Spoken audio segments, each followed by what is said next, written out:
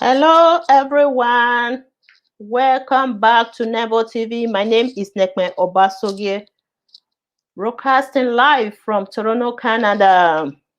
I'm here today to discuss about our history, African history, but I'm going to be approaching it from the perspective of the Great Benin Kingdom. The currency that was used in the ancient times, especially between the Europeans and Africans during, or let's say, in pre-colonial era. So yeah, I'm going to read from this book. I have this book, Ugoton, written by Dr. Isia Ehagosa.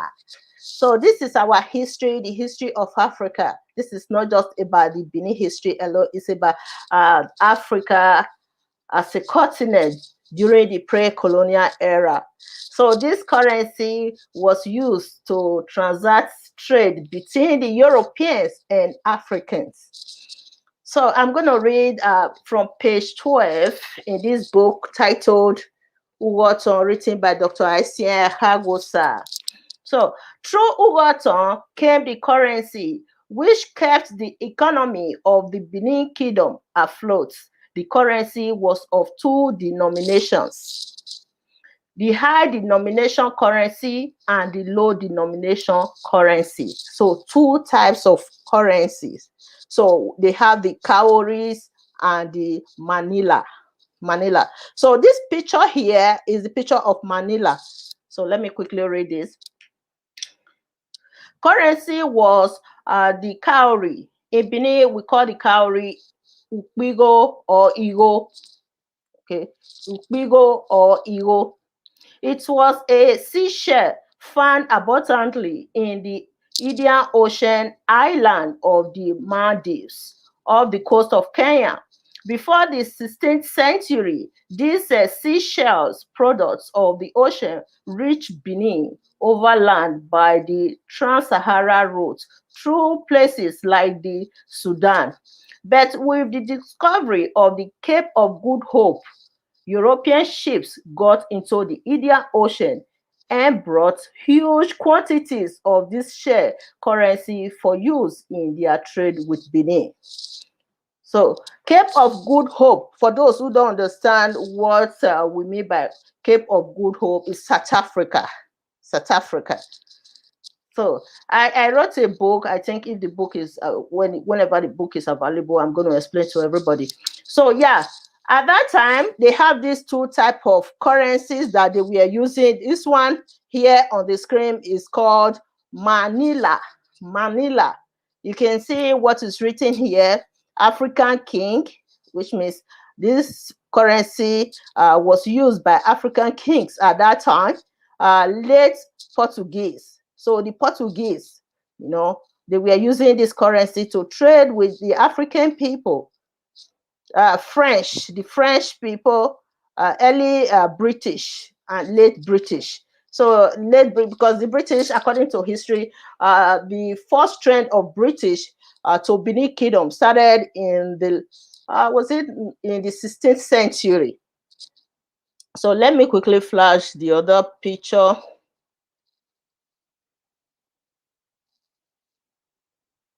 The cowrie. Cowrie. Okay. This is the cowries. Cowries. We all know cowries is very common in Africa. So these cowries, let me just see what is written here. The cowries were the low denomination currency.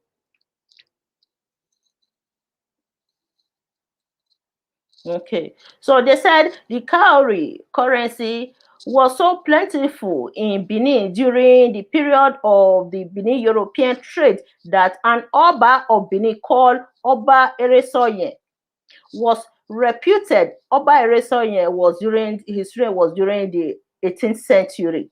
So was reputed to have built a house of money, Uwigo, in the palace using cowrie to construct the walls of the edifice. So, which means at that time, the cowries were so much in the palace that they even use it to build a house. The Oba of Benin was very rich by that time because he controls like wide territories in West Africa. So all the big chiefs around the Benin rivers, they were all paying homage to the Oba of Benin. So the Oba of Benin was very rich according to the way the Europeans described Benin Kingdom in the ancient times. So let's move on here. The easy availability of the low denomination currency after the Europeans started trading with Benin greatly improved the kingdom's economy. So because of this currency, introducing the currency to Benin, it was easy for transaction, trade between the Europeans and the Benin Kingdom. This currency was introduced to Africans. It was a means of exchange of materials between the Europeans and the African people at that time. The high denomination currency used in the Benin Europe trade at Ugoton. So Ugoton was the seaport where the Europeans, they will park when they come from Europe, they will park their ship while they will walk from Ugoton to Benin City to visit the Oba of Benin. It was customary at that time for the Europeans to present some gifts to the Oba. So they will come first to come and get approval from the Oba of Benin and present some gifts to the Oba before they will go ahead. And the Oba will give them the permission for trading before they can do that. Otherwise, you cannot come to the shore of Benin Kingdom and be trading with the people without a permission from the Oba. And at that time, there was a kind of a treaty system that was also introduced to the kingdom. That's a kind of agreement between the Europeans and the Oba of Benin for trading. That imperialistic agreement at that time. So yeah, let's move forward here.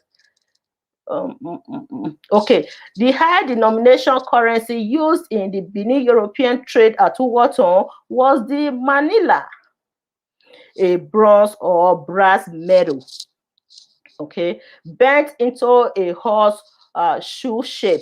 Let me just flash it here so that people can see what I'm talking about. The Manila currency. Where's the Manila? Okay, here. So this is the Manila.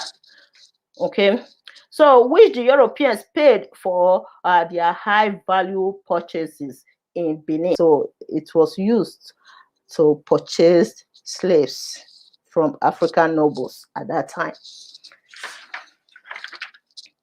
So this is the picture. And today in Nigeria, according to Dr. Isia Gosa, the high denomination currency with which the European traders trade with their African clients is part of the logo of Central Bank of Nigeria. I don't know if I can show you people the picture here. I have the picture in this book.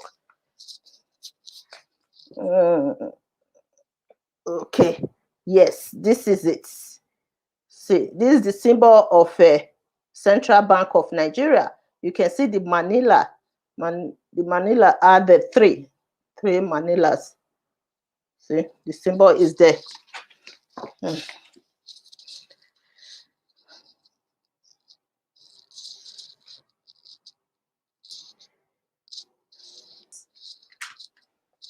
So that's all for today. I don't want to go to another topic. There are lots here.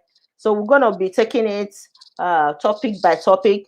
Next, tomorrow, I think tomorrow I have somebody who's going to join me. We're going to discuss about another history of Benin.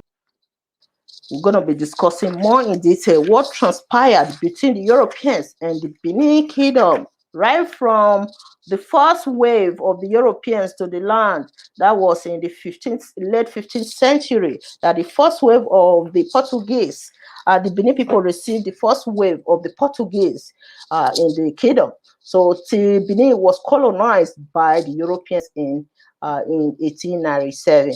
More than 400 years relationship with the Europeans. So I will also look at other kingdoms in West Africa, what happened at that time, the relationship between them and the Europeans, what led to colonization. So that's before I leave, I'm going to play this video of the Oba of Benin, Ugie Ododua. Gyododowa in Benin Kingdom. How can I take this away from the screen?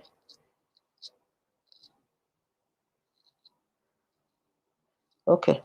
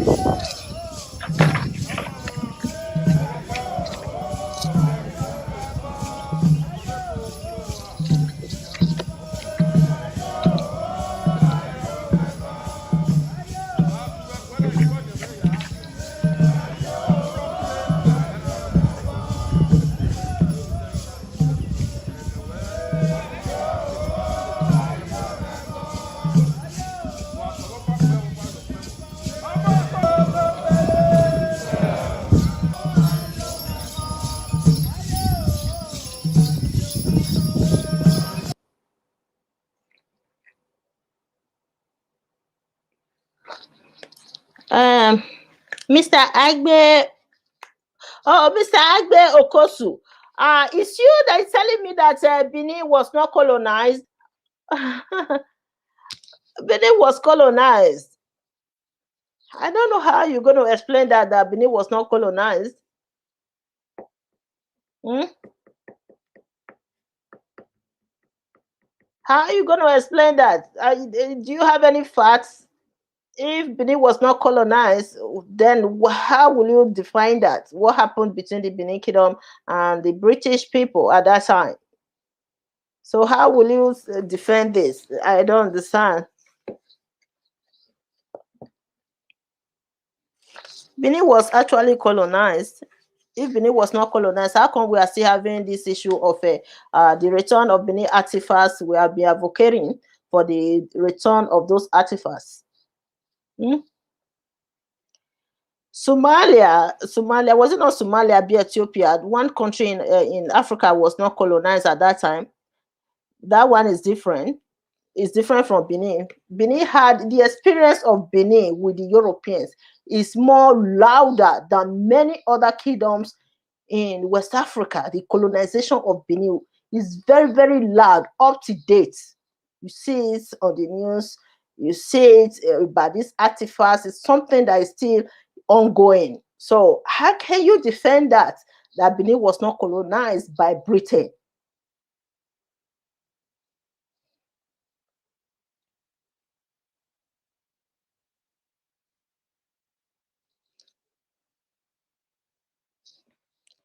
Where's my glasses here?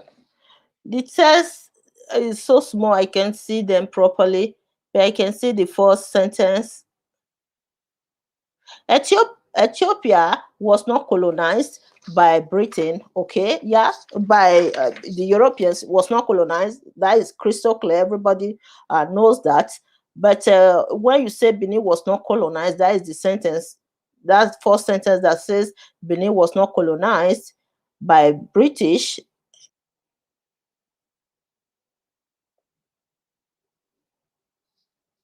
Benin was not colonized. Okay, let me put this to the screen. Let me see what you meant by this. Let me see this. Benin was not colonized. It is not a matter of a believing, but a factual indication. Ethiopia was not also colonized. Not all British wrote about Africa is fact. Deviation is does not mean colonization. Not colonization.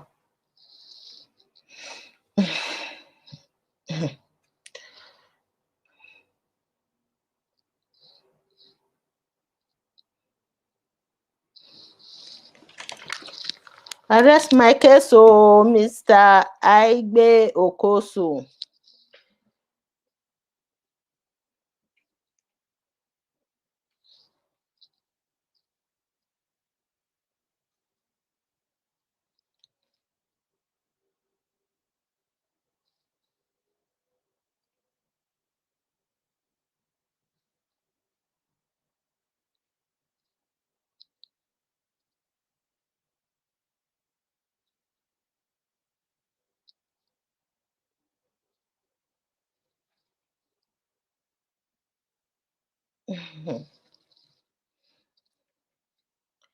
So there's no need of arguing this at all because for me, it has no basis in the history of Benin at all. No basis at all. Mr. Okosun, no, we don't say certain things, honestly.